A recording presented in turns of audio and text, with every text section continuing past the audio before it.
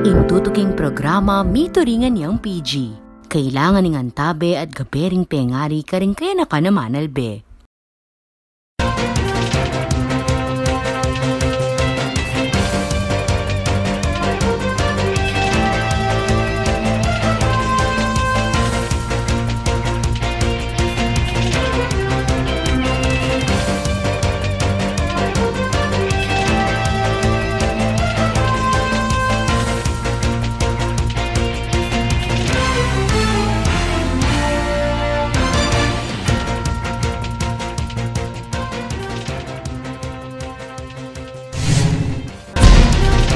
Ayaw pa oras ka pala. Kaya tabing mabilog ang pwersa ng One Media TV 44 Pampanga, pabyela rin makapanahon at lokal na istoryang dapat yung abalo, kapabilataning garantisado, kumpleto ang pong balansing informasyon.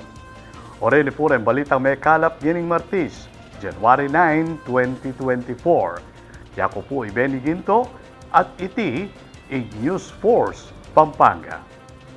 Ing simpleng pamagbisita kareng bedridden na residente ning Mabalacat, miyuli king pamandakap kareng pilang individual kay bat ng tiyempong atukal ng Mayor Chris Garbo kalakaran ning illegal drugs.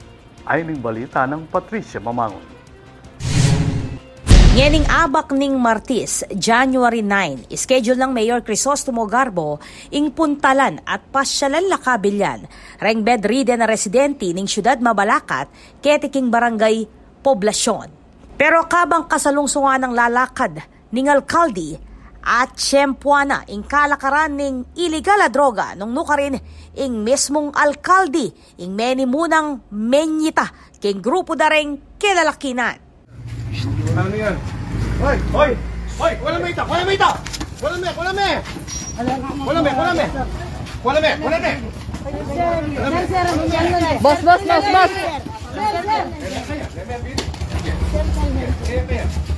may ita! Wala may! Wala may! Wala may! Oh! Wala may! Babos na kapulis ka niya! Baba! Kuya na! Ang tepo. Shabu! Tambing lakanong milai, rengaliwang lalaki kabang adwa ing matagumpeng a corner ning grupo ning alkalde. Katukining milyari, inanunsyo ng Garbo na pisabya ning insidente king Chief of Police ning siyudad Mabalacat. Papayawos na naman reng barangay kapitan, bang pasik na nga ning kampanya kontra illegal na droga. Patunay kano'y milyari, king dedikasyon ng administrasyon ng Mayor Garbo na panatilyan ng peace and order at labanan ing kalakaran ng illegal drugs king syudad. Ako po, Patricia Mamangon para King News Force, Pampanga. Balitang tutuking balen, susuyo. Kukulay kay Governor Dennis Delta Pineda kareng Kapampangan na maging kalmado mo, lakwas na ng ating epamikaintindi. Iti katukining viral video ning lalaki may mangulisak at may malmura kareng babaeng empleyado ning Clark. Ay ning balita ng Patricia Mamang. Manyaw si Governor Dennis Delta Pineda kareng Kapampangan na maging kalmado mo ustong ating epamikaintindi. Iting kulayit ning gobernador katuki ning viral video ning lalaking mamalmura at mamangulisak kareng babaeng empleyado king metong a restaurant king Clark kay batyang binawaliti kabang sisindi kilubning pipanganan. Nakakalungkot ho kasi bakit may mga tao na minsan hindi nila mapigil yung mga emosyon nila at basta-basta na lang kung nagsasalita ng mga ganung bagay. Kasi kung titingnan ho natin yung statement niya, sinabi niya locator siya sa, still kahit locator pa rin ho siya, wala pa rin ho siyang karapatan kasi tama naman ho yung empleyado. Mali ho yung ginagawa nila kaya binawalan sila. So kung titingnan ho natin sana sa mga Kapampangan, pigilan ho natin yung emosyon natin kasi pag nakapaglabas na ho tayo ng salita, pangit ho para sa mga ibang tao at para sa sarili nyo rin. Tignan nyo, ngayon sino bang nababas? Di kayo pa rin ho, di ba? Sino mong lumalabas na masama, kayo pa rin ho. No other explanation na on your side. wala na kailangan kunin sa side ninyo kasi the mere fact na naglabas kayo ng salita na mahintang ulo ninyo, may judgment ako kagad yung mga tao. Dapat yan naman kanong manya dispensa ing lalaki amig pakilalang negosyante King Clark, kareng babae ng empleyado ning restaurant. Puntahan niya ho yung empleyado para kausapin niya. Hindi naman kailangan papakita sa public yung gagawin niya. Mismo yun na lang yung mga empleyado kung mapuntahan niya. At humingi siya ng dispensa dun sa sinabi niya kasi tama naman ho yung mga empleyado eh. Ginagawa lang ho nila yung trabaho nila. Imagine kung hindi kayo binawalan, di ba kayo naman ang tinanggal yung mga empleyado sa trabaho nila dahil hindi nila ginagawa yung tungkulin nila. So not necessary public apology. Pwede niyong puntahan yung tao para kausapin ninyo. Papaganakaya naman kanuyti kareng hanggang kabalen na iwasan ning masyadong mapali buntok. Lakwas na nung ating EPA mikaintindi. Ako po, Patricia Mamangon para King News Force, Pampanga. Balitang tutuking balen, susuyo. Pepakit ng PNP kay Central Luzon, nung makananulang siran, reng me kumpiskang pamakbong, pauli ning kawalan permit ang mga misaling kareti. Ay ning balita. Niyayaliwang klase ng fireworks at pyrotechnics ame kumpiska maniba December 28, 2023 hanggang January 6, 2024 ing sinira dareng kapulisan ninyang Lunes, January 8 king Police Regional Office 3. Binabadlaking danom reng pamakbong amamalagang 87,248 pesos keti king arapaning Firearms and Explosives Section Building Regional Civil Security Unit 3 king Camp Olivas. May kumpiskala reti ulining kawalan permit bang mamisaling pamakbong. Kera kalan, may nibatan king Pampanga area. Ingawan nuang aktibidad, pwede mo nandere Police Lieutenant Colonel Ferdinand Aguilar, ang acting chief ng Regional Civil Security Unit 3, Police Major Taib Halman, in Chief ng Firearms and Explosives Section, Police Major Emerson Coballes, in Chief ng Security Agency and Guard Section, at aliwa pang opisyal ng PNP. At suya naman ni Kapitan Jerwin Sembrano ng Barangay San Nicolas, Ciudad San Fernando, ating media practitioner Chris Navarro, iba't King Sunstar, Pampanga. Ako po, Patricia Mamangon para King News Force, Pampanga. Balitang tutuking balen, susuyo. Atin pa mga paling balita, king pa magbalik ning News Force, Pampanga.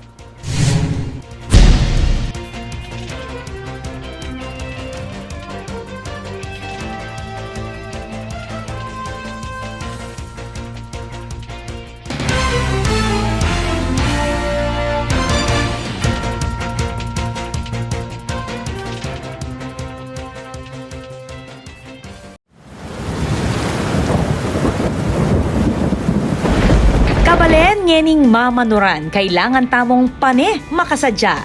Oreti rin kailangan tamo ngening kauran. Isadya lareng emergency light.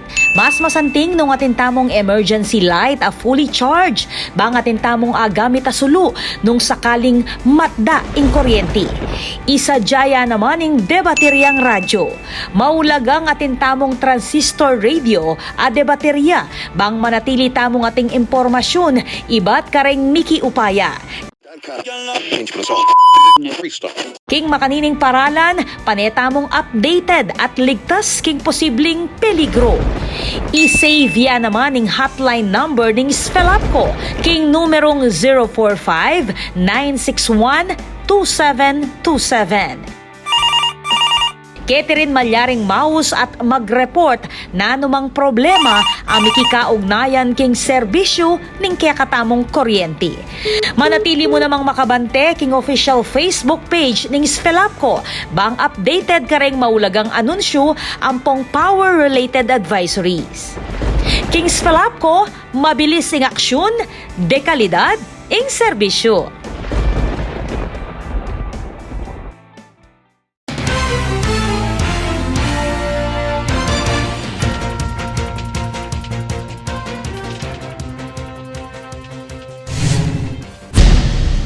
Deni pa rin balitang dapat tamong tutukan.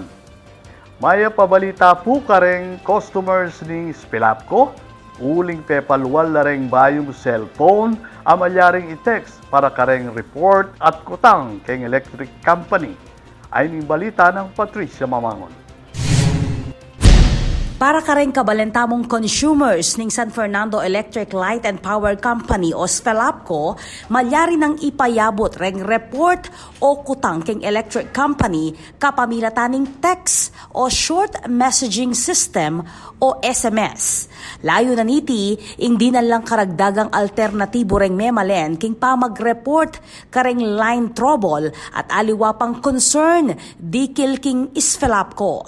Agpang kang Irwin Nucum, Incorporate Communications Officer ng SFELAPCO, panigobra ng kumpanya ing pasiknangan ing customer service kapamilatan ning alternatibong parala ning komunikasyon. Maging malagwa na kanu para kareng consumer ng SFELAPCO ing pa magpayabot kareng karelang concern. Makabuklat lareng numerong areti para mo king text messaging.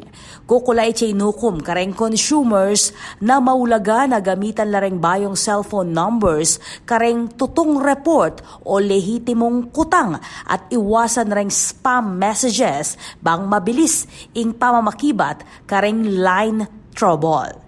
Ako po, Patricia Mamangon para king News Force, Pampanga. Balitang tutuking balen, susuyo.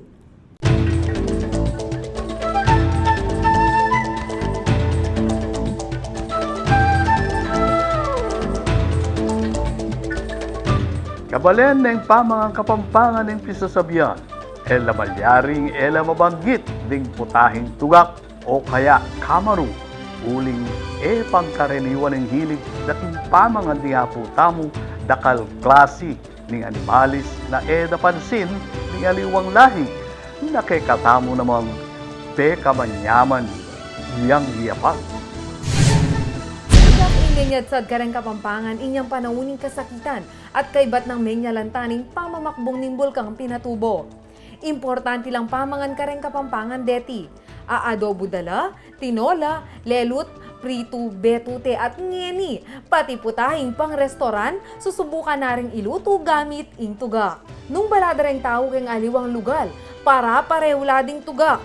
King matada ring aputamo, balo dala klase deti.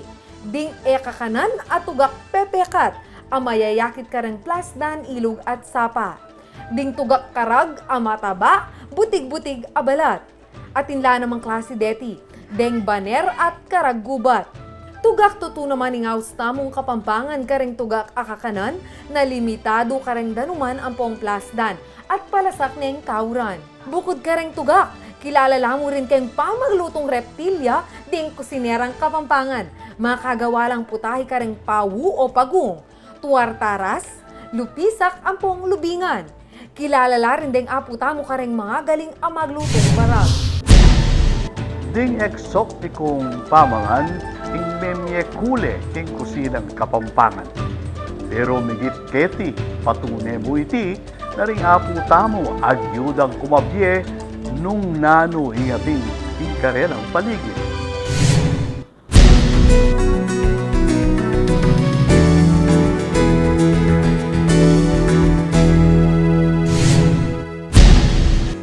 Kaya katamong pakibaluan ng bili ng panahon king lalawigan kilob ng 24 oras. Ay ni report ng Patricia Mamangon. Agpangking pag-asa, mamapekto ya pamuri ng shear line king Southern Luzon, amagdalang masika na pamanuran, duldulang pong kildap. Samantalang northeast monsoon naman o ing anging amyam, ing magdalang marimlang panahon king Northern at Central Luzon. Easterlies naman ing mamapekto king Maragula Party ning Mindanao, amagdala mo namang pamanuran. Ala namang akakita LPA o low pressure area alungob king bansa, kareng tutuking aldo.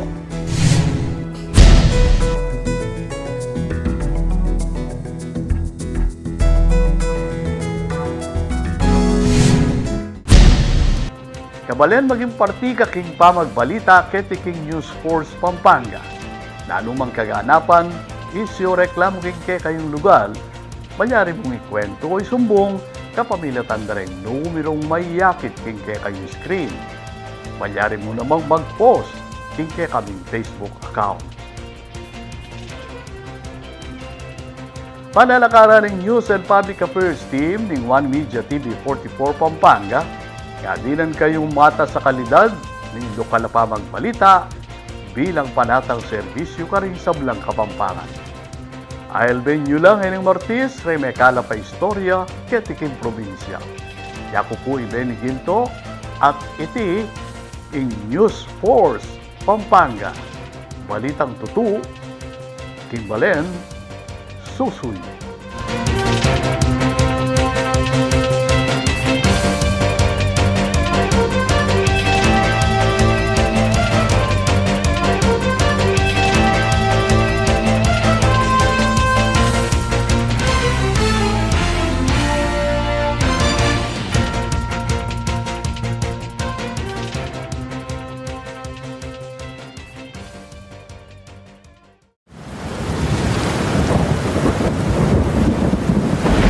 Kabalen ngening mamanuran, kailangan tamong pane makasadya.